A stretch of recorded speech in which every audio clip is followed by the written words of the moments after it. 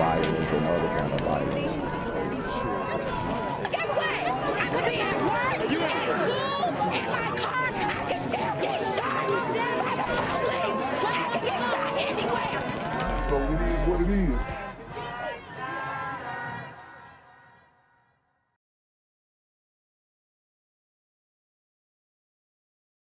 What's good, cyberspace? It's a Black Gen Z mindset. Make sure you go ahead and like, comment, share, subscribe, and let's get into the video. Robbie and Judy, police say the same vehicle was used in all the crimes that occurred just one after the other, including two down the street from this police station. It all began around 1 o'clock in the morning on the west side where the victim was shot. A Cadillac sedan is parked between the pumps at the Citgo gas station in the 200 block of Northwestern. What I tell you about these gas stations? These gas stations are dangerous, not only for the expensive gas prices, but because of these super gremlins on demon time. When a dark vehicle pulls up, surveillance video shows three people jump out surrounding the Cadillac. One assailant goes to the driver's side, the other opens the passenger door, and a third comes out with his gun drawn. We froze the video before the suspect pulls the trigger. Police say after the 46-year-old male victim refused to give up his car, he was shot in the groin and thigh. His attackers got away. About an hour after the Citgo shooting, a 39-year-old man crashed his car after trying to flee four robbers near Roosevelt and Canal. Between the overnight hours of 1 and 4 a.m., police say there were 12 similar incidents in 5 different police districts, several on the north side, including 2 on North Larrabee. I mean, these guys are getting busy in Chicago, and rightfully so. If they want to pass a law that decriminalizes pretty much everything, or at least makes it so that you can bond out on very serious offenses, then they're doing exactly what they're supposed to do, taking advantage of this time before everything goes back to quote-unquote normal. Down the street from the 18th Police District Station. All follow a pattern, robbing people who were parked in their cars. Some victims were not only robbed, but beaten. Robbery is one of the categories where obviously carjackings is a subset of the robbery category that is up to way too high. Chicago police... See, so you hear that. He's like, carjackings are a subset of robberies, way too high. So he's trying to say, oh, the robbery numbers aren't high, the carjacking numbers are, but carjackings are robberies, but that's not to conflate that with, you know, home invasions. So this is basically how they fudge the numbers. Brown says the department plans in the near future to focus on robberies using the same type of cutting-edge technology used to reduce shootings and homicides. We want to try and use some of that skill set for robbery and motor vehicle theft. And we'll have more to come on that. No arrests have been made in the overnight spree. The pattern is very similar to robberies that took place last week in Lincoln Park. Live on the near north side, Sarah Schulte, ABC 7 Eyewitness News, back to you. I'm here on the corner of MLK and Frederick Douglass, where a shooting just took place. And as you can see, it's a pretty rough area. So I'm basically risking my life reporting on this madness.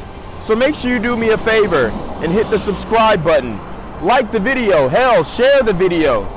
And make sure you go ahead and leave a comment down in the comments section to continue the discussion on how we can find solutions to all this son violence in the streets. I'm Jenquavius Jackson, here live, reporting from Atlanta, Georgia, BGZM News 17.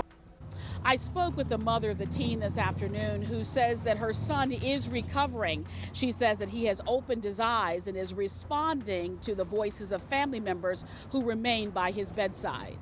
A mother shares a picture of her 13-year-old son just days after he's shot in the head while attending his grandmother's birthday party. She spoke with ABC 7 News by phone about his recovery. And he's well responsive. He knows who everybody is.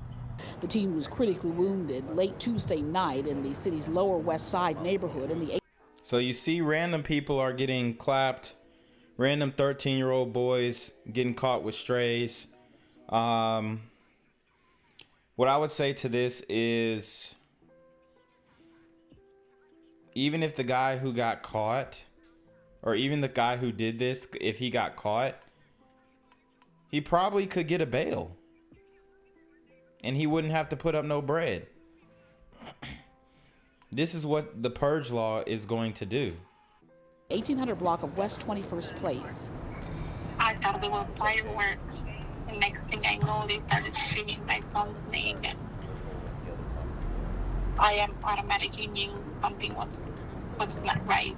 The trouble began around 10:30 p.m. shortly after the 8th grader, his 12-year-old brother, and their 2 adult uncles walked back to the party from a nearby store after buying a game. That's what witnesses say 2 people fired shots from a nearby alley, striking the child on the right side of his head. I see my son on the floor. And he was still trying to get up and holding his head. He was rushed to the hospital in grave condition, and the attacker sped away.